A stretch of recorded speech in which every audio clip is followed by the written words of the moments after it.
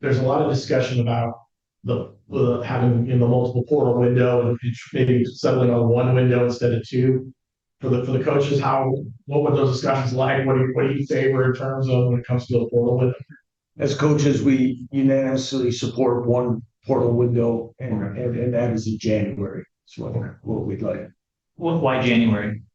We just feel it's again, we know it's a tough thing with calendars right now and where it goes, and a chance to get your team settled. You're signing most of your guys in December. You're going to know what your roster will be like to start the second semester, and you have the opportunity to work and develop and build those relationships, evaluate your team, and get it ready for the next season. Kenny, in terms of the CFP, obviously they've already announced they're just going to go to this straight seeding, which would have affected you all this season. So I'm wondering, A, how you feel about that change, and then B, your thoughts on the 5+11, which conference seems to support. Yeah, I think it was a great change. I mean, even though it would have negatively affected us last year, I mean, we lost 2 games going into it. So I think that would have been the right thing to do. I'm about, you should get what you've earned the right that season. And last season, maybe we didn't earn the right to be the 4th seed. Maybe we earned the right to be the 8th seed. I don't even know, we finished 9th, 12th, whatever that was. I believe you earn your way to those seats. So I'm also in support of the 5-11 for that same thought process. Is every year's a new year. You never know who's going to be good in college football, especially with the volatility with the portal. So anything that creates an open platform for teams like our guys last year to prove that they do belong, I'm in support of. And Lance, what are your thoughts on the 5-11 proposal? Yeah, again, to kind of reinforce what Kenny said, we're, as a conference and personally being through it as a Division III coach, again, each and every year should be a unique opportunity of its own. You earn your right on the field. Again, there will be a lot of debate based on amount of conference games. We need more uniformity across the board in conference games played, things like that. But we continue to work towards those things. But again, the best teams will have that opportunity to be there. We support that, and I think Kenny's team last year was a great sign of that, of where it made people think you might be, but where you really play yourself to be is something entirely different. I think in this new world that we're dealing with, you'll see more teams like this that you may not know of, but play so well during the year, earn their way through that and earn that opportunity.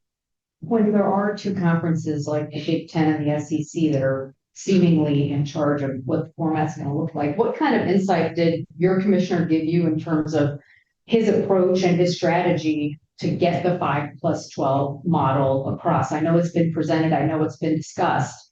Did he give you guys any insight on maybe how that one could potentially get all the? No, I think it was more just about, the fact that we just want competitiveness. We want the fact that you play the games every year, and who knows who the best teams are going to be every year, and you never know. So I think that was more of the conversation was, automatic qualifiers versus do we just want to see who the best teams are and put the best teams in every year? And I think, our coaches in our league, our ADs wanted just the best teams. Whoever those best teams are in college football that year, let's have those best teams go and compete for a championship. And you just played in a 12-team playoff, and now there's discussion of expanding it to 14 or 16.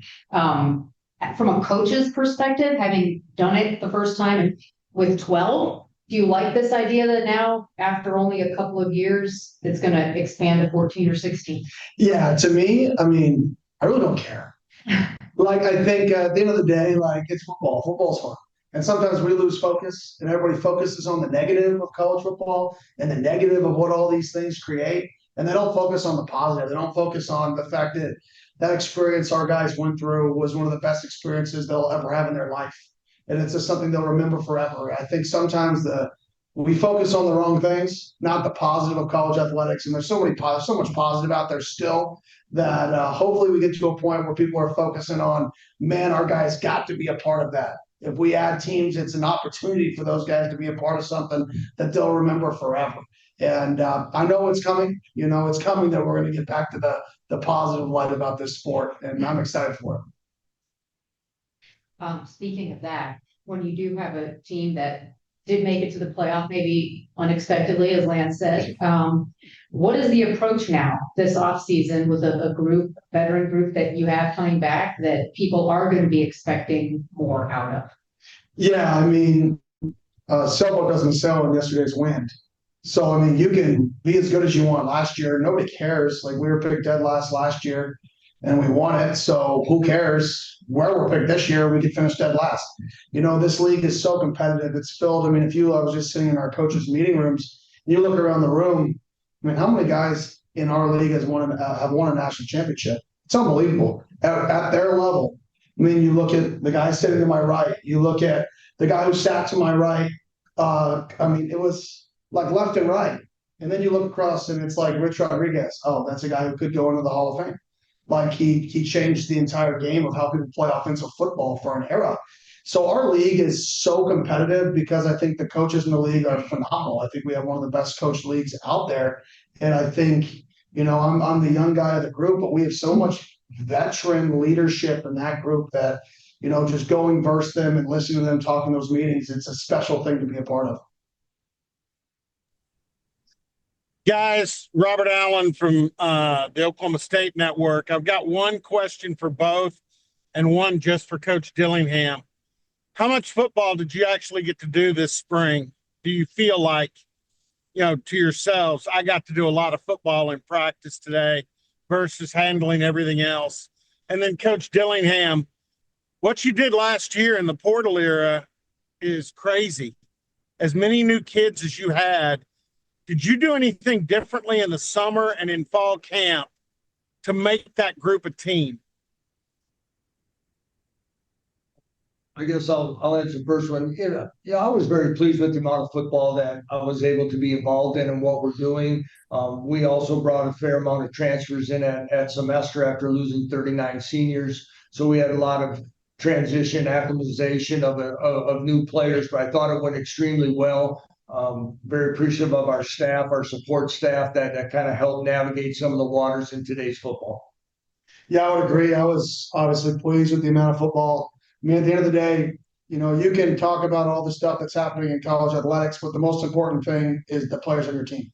And it always will be, regardless of who's on it or who's not or how much they change. Your current players will always be priority A, B, C, and D, in my opinion, not the guys that you're hoping to get.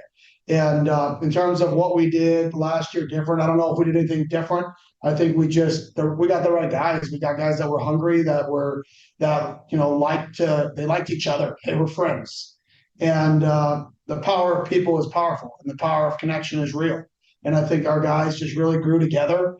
I don't think it was anything I did or our staff did.